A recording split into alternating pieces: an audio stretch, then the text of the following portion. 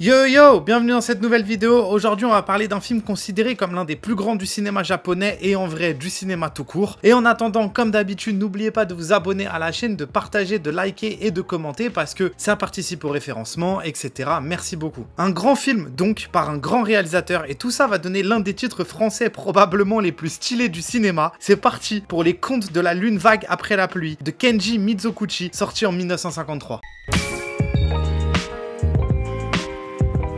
Le film se situe une nouvelle fois au XVIe siècle, comme c'était le cas dans Kagemusha qu'on a vu dans une vidéo juste avant, dans un Japon plongé dans la guerre. Kenjuro gagne beaucoup d'argent en vendant ses poteries justement parce que la guerre a fait exploser les prix. Pour gagner encore plus d'argent, il va partir dans une ville avec toutes ses poteries, malgré la guerre, accompagné de son beau-frère qui lui rêve de devenir samouraï, et de sa sœur. La femme de Kenjuro reste sur place avec leur fils. Le film est donc réalisé par Kenji Mizoguchi, l'un des cinéastes les plus influents de son époque. Sur cette chaîne, on a beaucoup parlé d'Akira Kurosawa, et à juste titre parce que c'est mon réalisateur préféré, mais Mizoguchi est aussi important que Kurosawa. D'ailleurs, à cette époque-là, dans les années 50, le cinéma japonais est tout simplement en plein âge d'or, enchaînant chef-d'œuvre sur chef-d'œuvre. Il y a souvent trois cinéastes qui ressortent énormément de cette époque, Akira Kurosawa, Yasujiro Ozu et donc Kenji Mizoguchi. Pour replacer un peu plus le contexte, en 53, juste, Mizoguchi réalise donc Les Contes de la Lune vague après la pluie, l'un de ses plus grands films, Ozu réalise Voyage à Tokyo, l'un de ses plus grands films, et en 1954, Kurosawa réalise Les 7 samouraïs, l'un de ses plus grands films, tout simplement. Évidemment, on pourrait aussi rajouter Mikio Naruse, l'avènement et la création de Godzilla, ou encore la trilogie somptueuse de Hiroshi Inagaki, Musashi. Bref, beaucoup de name dropping, j'espère que vous suivez. Tout ça pour dire que Mizoguchi est un très grand dans l'histoire du cinéma japonais, qu'on aime ou pas, son influence a été faramineuse. Il va réaliser d'autres films comme L'Intendant Sancho,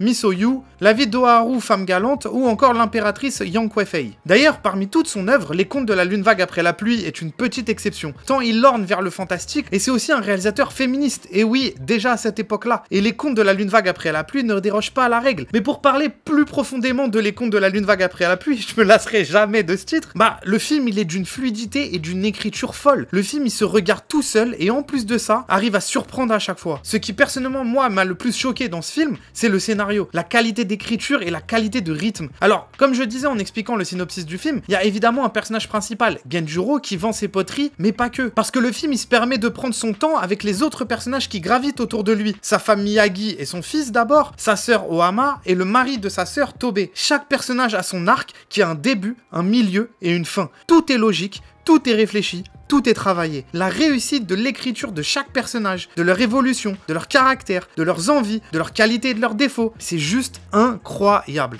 Et c'est loin d'être vain dans l'histoire globale de ce film, parce qu'au travers justement de ces 4 personnages, Mizoguchi, qui d'ailleurs au passage n'a pas écrit le scénario, montre les affres de la guerre, mais d'une autre manière. C'est aussi ça que je trouve hyper intéressant, et je développerai justement ce point juste après. Mais c'est aussi un grand film sur la cupidité de l'homme, boosté par l'inconnu qu'apporte la guerre. Et d'ailleurs, le sage du village prévient et annonce le thème dès le début. Bon, moi personnellement, je l'appelle le sage du village, mais c'est un peu ce qui ressort de lui quand il arrive. Et quand je dis d'ailleurs aussi la cupidité de l'homme, ce n'est pas pour dire l'humain, non, l'homme qui par ses choix va aussi affecter ce qu'il y a autour de lui, et en premier lieu, les femmes. En toile de fond, il montre aussi un autre Japon, parce que oui, des méchants bandits ou des méchants samouraïs, ça a déjà existé dans le cinéma japonais, évidemment, la guerre aussi, et Akira Kurosawa en a un peu fait son beurre, mais dans Les Contes de la Lune vague après la pluie, Mizoguchi ne montre que l'horrible de la guerre et la bassesse humaine, vraiment jusqu'au bout. Les samouraïs ne sont pas mieux que des banals pilleurs et des bandits, et tous les hommes, ou presque, sont des gens horribles qui soit la guerre a transformé, soit en profitent pour devenir mauvais, ou soit d'ailleurs justement, se font avoir par leur propre cupidité qu'amène la guerre. Et comment Mizoguchi arrive à dépeindre le Japon du XVIe siècle, mais c'est fascinant, parce que jamais il ne trahit la vision qu'il a de son film. On est loin des batailles épiques entre clans de samouraïs qui défendent l'honneur, de gentils contre méchants. Bon là, j'abuse un peu sur le côté manichéen, mais c'est pour forcer le trait. Et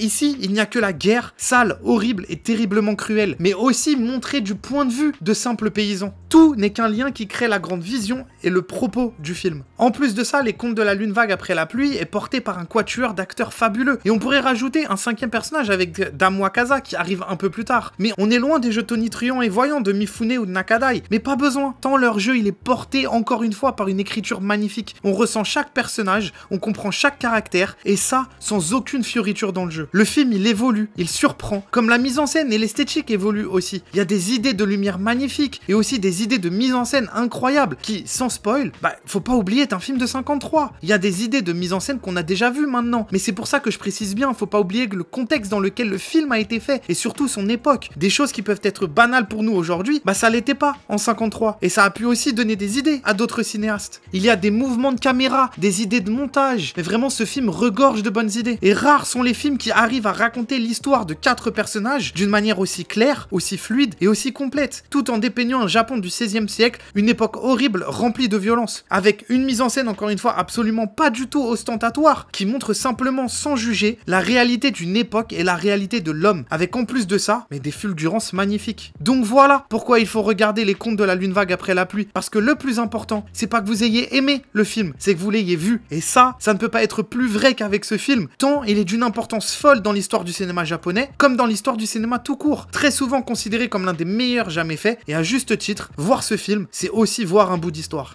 Nous, on se retrouve pour une prochaine vidéo. En attendant, portez-vous bien, et à la prochaine. Banks!